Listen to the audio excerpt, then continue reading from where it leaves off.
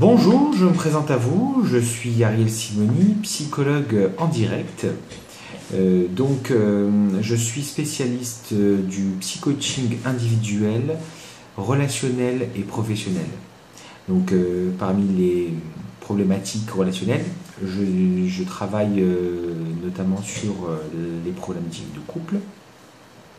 Et la question qui peut se poser aujourd'hui, c'est comment sauver son couple avec un élément de réponse qui pourrait être sauver son couple par la visioconsultation. Donc, en quoi consiste cette idée? Donc, déjà, c'est de pouvoir considérer que quand on arrive à se poser cette question, c'est que on est à un état de sa relation qui atteint son paroxysme, pour lequel on ne voit plus de solution, pour lequel on est complètement à bout, pour lequel on se sent complètement impuissant. Et l'idée à partir de là, c'est de pouvoir intervenir pour trouver une solution rapide qui évite l'irréversible de la relation et donc de se retrouver en séparation. Ou dans certains cas, dans un éloignement, qui soit définitif. Voilà. Alors, on peut considérer que la solution se trouve sur la base du nombre d'années d'expérience relationnelle que vous avez eues et de la profondeur de ces expériences relationnelles.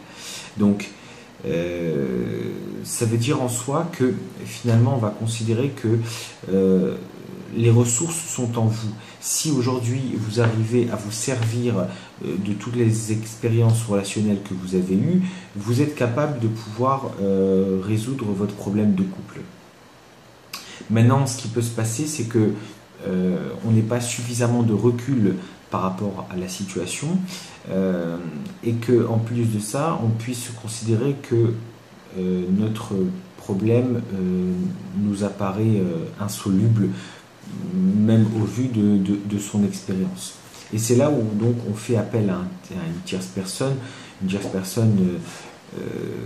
professionnelle qui serait en fait à même de pouvoir donc intervenir sur la situation, sur la relation et vous permettre d'une certaine façon de trouver la solution à votre problème. Alors déjà, prendre conscience de la difficulté dans laquelle vous êtes, hein, ça c'est déjà le premier état, sachant qu'une difficulté peut être relationnelle et aussi individuelle, c'est-à-dire propre à une problématique personnelle qui est venue se répercuter sur le relationnel. Donc l'idée c'est de pouvoir déjà s'assurer qu'on est bien sur une problématique relationnelle et qu'elle concerne le couple, hein, sachant que effectivement le couple en lui-même est une entité nouvelle à part entière et que la disposition psychologique et comportementale est tout à fait nouvelle par rapport à sa disposition individuelle dans laquelle on se sent des plus à l'aise. Hein. Le couple va permettre de faire ressortir un certain nombre de différences, un certain nombre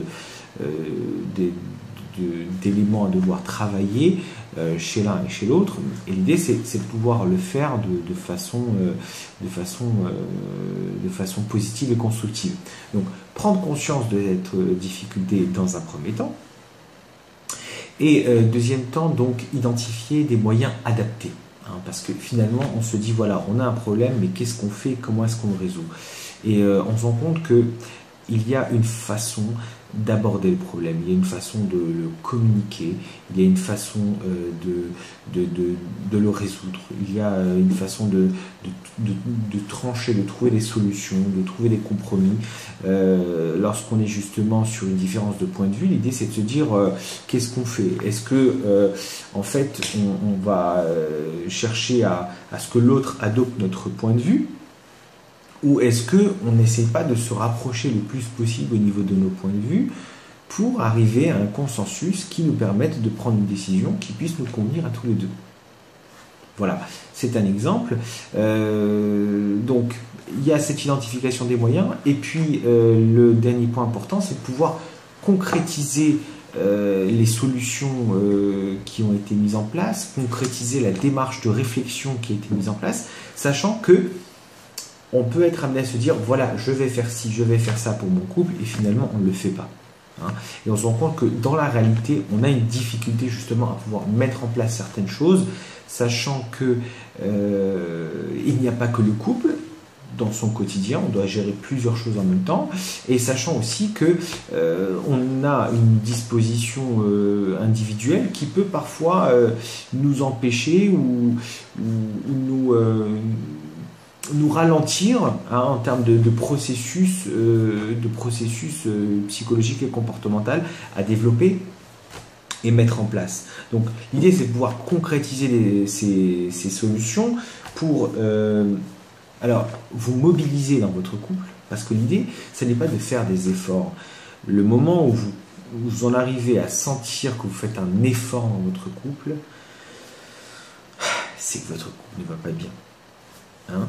Donc l'idée c'est vraiment de partir sur l'idée de se mobiliser, de se dire voilà, notre couple aujourd'hui est en difficulté, et la première chose qui est à faire c'est de se mobiliser pour son couple, et donc de passer du temps ensemble, et c'est ce qui est d'ailleurs la raison la plus courante malheureusement de conflits de couple, c'est lorsque pris par un quotidien, on passe de moins en moins de temps ensemble, et du coup on s'éloigne et on a du mal à se percevoir sur des idées communes.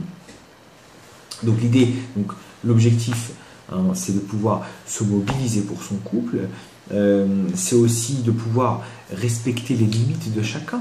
Hein, sachant que initialement, voilà, on a chacun son parcours, chacun ses capacités, chacun ses dispositions émotionnelles, ses humeurs.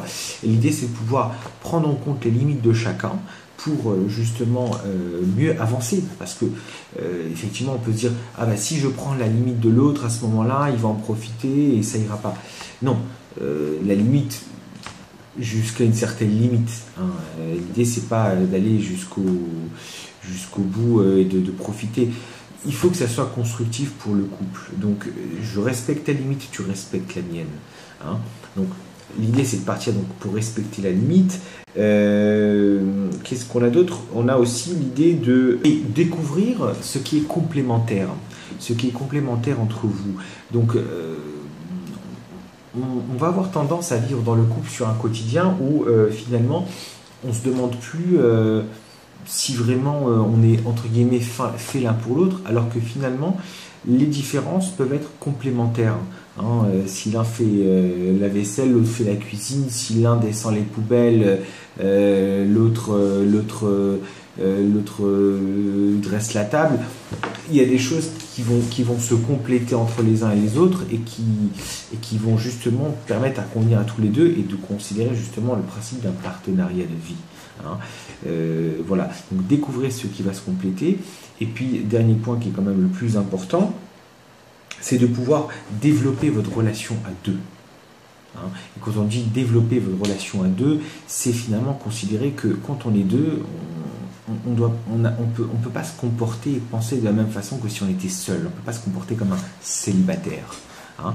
Voilà. Donc à partir de là, c'est faire des choses qui vont permettre justement de considérer l'autre de la meilleure façon. Et donc pour cela, voilà, aujourd'hui je vous propose une modalité d'intervention assez particulière. C'est la visioconsultation. Hein. Alors, déjà, bon, on sait que le couple peut avoir des difficultés à aller suivre une thérapie. Hein, donc, c'est déjà un premier problème, c'est se dire, ah, c'est reconnaître qu'on a un problème, et puis est-ce qu'on a vraiment besoin d'aide, etc. Mais le fait est qu'aujourd'hui, il y a une réalité, c'est que le contexte est devenu de plus en plus difficile pour un couple.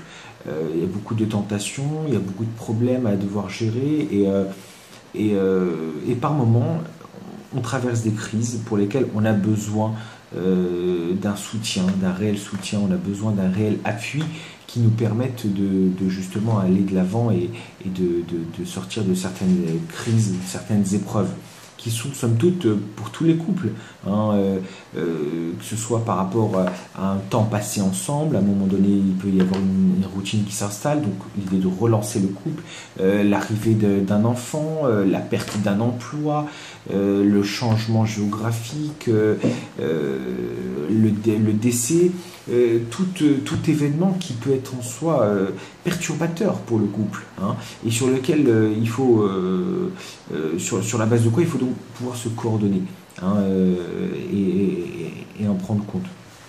Donc l'idée de cette visioconsultation, c'est la possibilité en fait de pouvoir consulter de chez vous, hein, et à un moment où vous en avez le plus besoin. Hein, donc ça veut dire quoi alors? Déjà, le principe, c'est de considérer que l'intervention se fait sur le lieu où le conflit se déroule le plus souvent, et du coup agir aussi sur vous de façon à ce que vous puissiez